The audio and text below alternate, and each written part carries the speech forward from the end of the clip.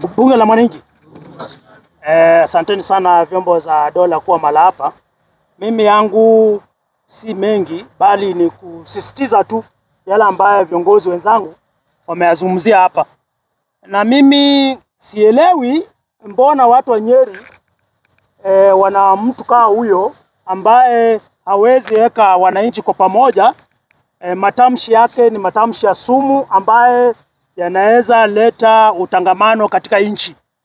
Huyu bwana nikimuona kwa uongozi wake hajawa na uongozi ambaye amechaguliwa na wananchi.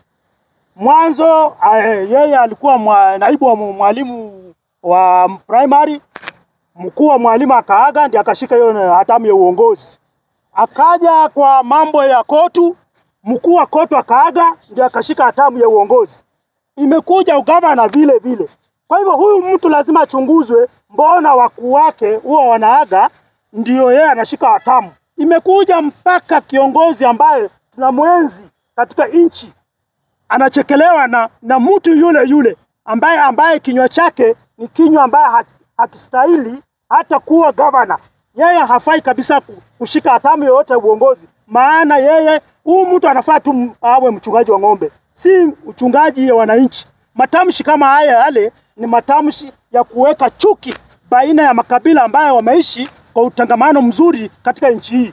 Tunaomba vyombo za serikali ambaye zinahusika zimchukulie huyu mtu hatua kali ili iwe funzo kwa watu wengine wa matamshi mabaya kama hayo. Sisi tunaishi kwa amani kama Wakenya na hatutaki kubagua eti ya kwamba hii kabila isiwe na uhusiano mwema na kabila nyingine. Kwa hivyo mimi sitaongea mengi sana, lakini serikali ichukue hatua, ichunguze mienendo ya huyu bwana.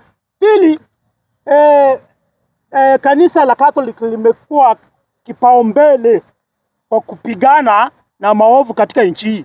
Tunataka kwamba Muheria ambaye yuko kwenye kaunti ya Nyeri pia achukue jambo la kwanza la kuita mabishops wote wa kanisa wamshtumu huyu bwana, kwa sababu Muheria amekuwa yeye ndio anakuwa mbele kwa kushtumu mambo ambaye ya serikali na mambo mengine. Kwa hivyo tunaomba Muheria kama kanisa achukue mstari wa mbele na mshtumu huyu bwana, huyu gavana ambaye hata jina peke yake si jina nzuri. Naenda kama matamshi yake.